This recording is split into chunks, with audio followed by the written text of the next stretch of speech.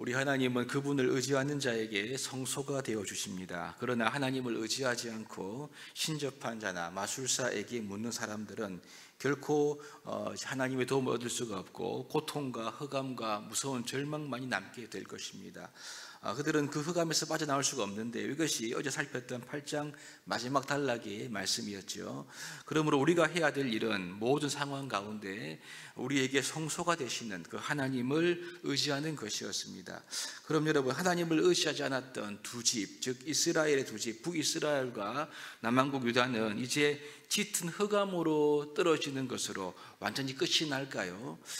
그렇지 않는데, 보시면 지금까지 이사야서의 말씀은 이 아하스를 비롯한 유다의 백성들을 향하여 이제 주시면서 동시에 오늘날 이 말씀을 읽고 있는 저와 우리들에게도 주는 말씀인데, 그 핵심은 사람이 아니라, 세상이 아니라 오직 하나님 한 분만을 의지해야 된다는 것을 강조했습니다. 오늘 본문은 이제 이 흑암 가운데 빠져 있는 사람들을 위해서 우리 하나님께서 행하실 일이 어떠한가에 대해서 우리에게 알려주고 있습니다.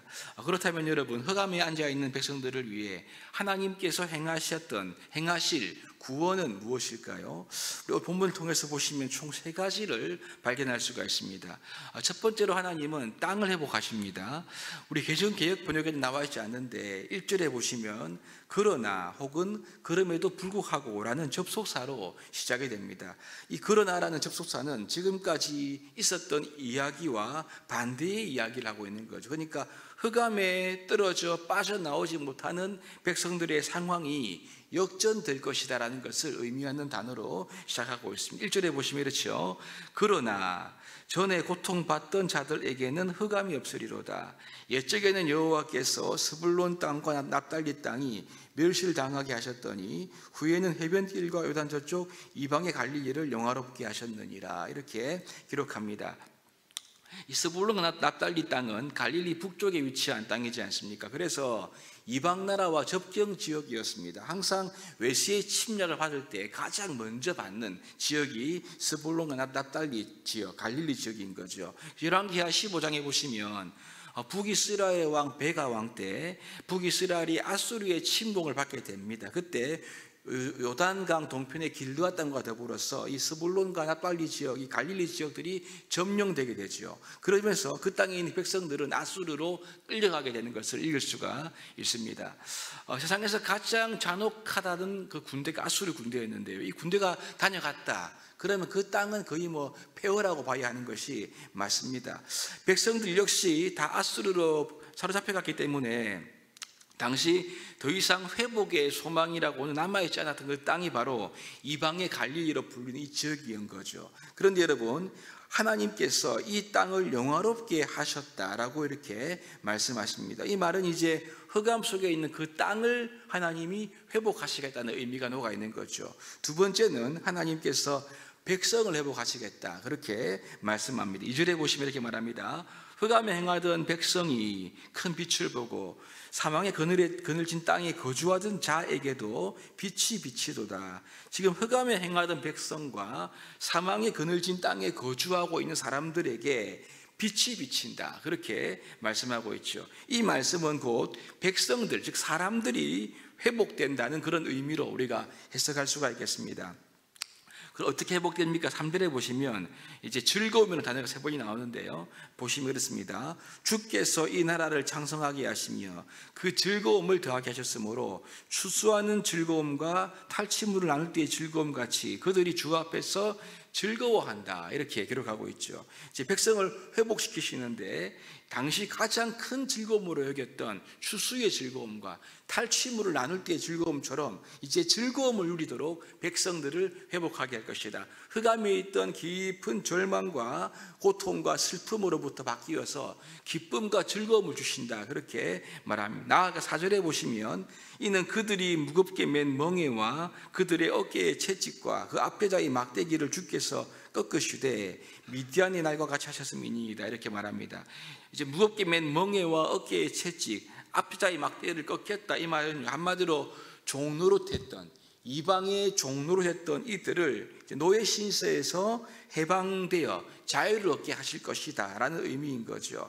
이것이 하나님께서 백성을 이렇게 회복하시겠다라고 말씀하는 것입니다. 마치 죄의 종로로 된 우리들을 해방하겠다는 것의 의미가 녹아있는 말이 아니겠습니까? 마지막으로 하나님은 왕권을 회복하시겠다 그렇게 말씀하고 있습니다. 이것이 6절과 7절의 말씀인데요. 이는 한 아기가 우리에게 낳고 한 아들을 우리에게 주신 바 되었는데 그의 어깨에는 정사를 메었고 그의 이름은 기묘자라 모사라 전능하신 하나님이라 영존하시는 아버지라 평강의 왕이라 할 것임이라. 이 말씀 우리가 잘 알고 있는 처녀가 잉태하여 아들을 낳을 것이요 그 이름을 임마누엘이라 하리라. 이 말씀에 이어지는 메시아에 대한 내용이 아닙니까?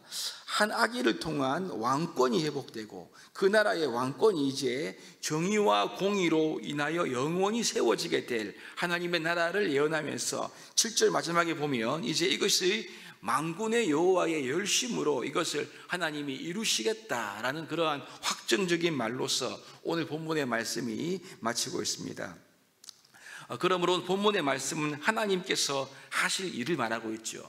만군의 여호와의 열심으로 하나님이 약 3가지 일을 하실 것인데 땅이 회복되고 백성이 회복되고 또한 왕권, 곧 주권이 회복되게 될 것이다 라고 말씀하는데 이것은 여러분 땅, 백성, 주권은 하나님의 나라, 즉 나라의 3요소가 아닙니까? 그래서 하나님은 지금 이 남유다와 북이스라엘이 하나님을 의지하지 않고 깊은 흑암 가운데 빠져있는 망가지고 황폐해져 버린 그러한 상황 가운데 이 나라가 이제 심판받고 난 뒤에 다시 하나님의 나라를 회복하게 할 것이라는 메시지를 지금 이사야가 예언하고 있는 거죠. 그 회복된 나라의 절정은요 바로 한 아기로 표현되고 있는 메시아를 통하여 영원히 세워질 나라임을 이사야가 말 가리키고 있는 것입니다. 여러분 이것은 이제 이 아기를 볼 때 그리스도의 인성과 또 아기의 모습 볼 때 하나님의 신성이 있는 메시아임을 우리가 확인할 수가 있죠.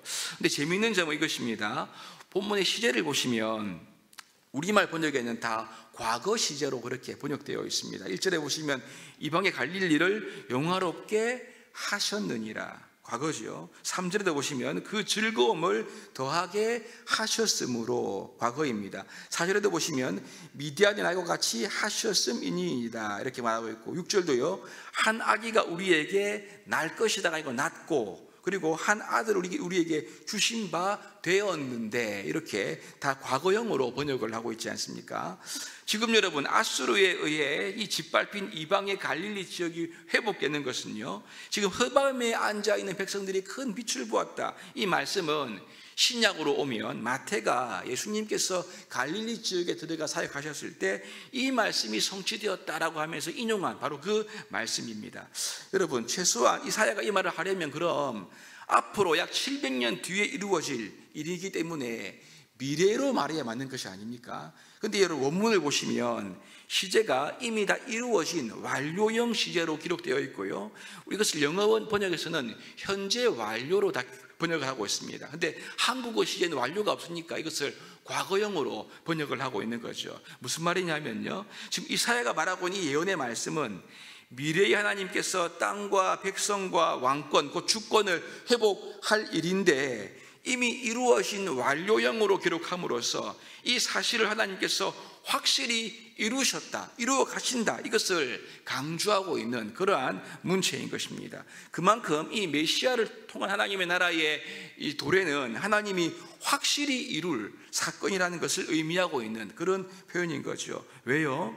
만군의 여호와의 열심히 이를 이룰 것이기 때문에 이것은 변치 않는 진리이고 확실한 사건이라는 것을 우리에게 말하고 있습니다.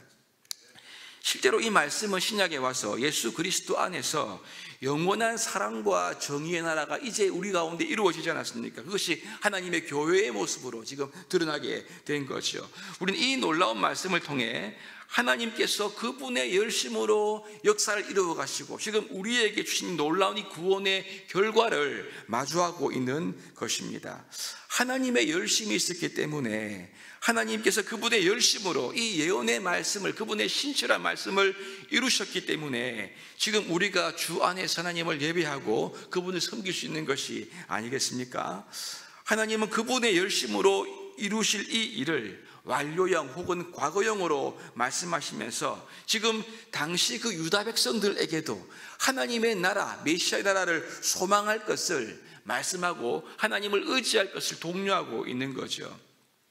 사랑하는 여러분, 오늘 이 새벽에 우리의 열심보다 훨씬 더 크신 우리를 향한 우리 하나님의 열심을 한번 묵상하기를 원합니다.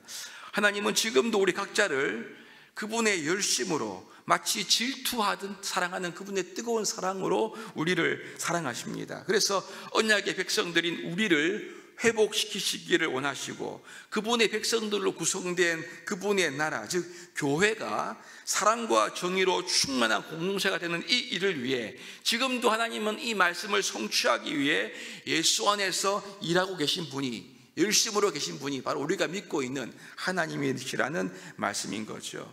우리의 인생을 인도하시고 교회를 인도하시는 우리 하나님, 우리를 온전케 하시는 그 하나님의 열심을 우리가 함께 시간 찬양하고 바라보면서 그분의 역사하심과 다스리심이 확실하고 신실하기에 우리는 영원토록 하나님을 의지할 수 있는 인생인 것입니다. 이 시간 그 하나님의 다스림 안에 우리의 삶을 맡기고 인생을 맡겨서 더욱더 하나님의 은혜 가운데 하나님이 예정하신 하나님의 사랑과 은혜를 누리는 우리의 삶이 될 수 있기를 주님의 이름으로 축복합니다.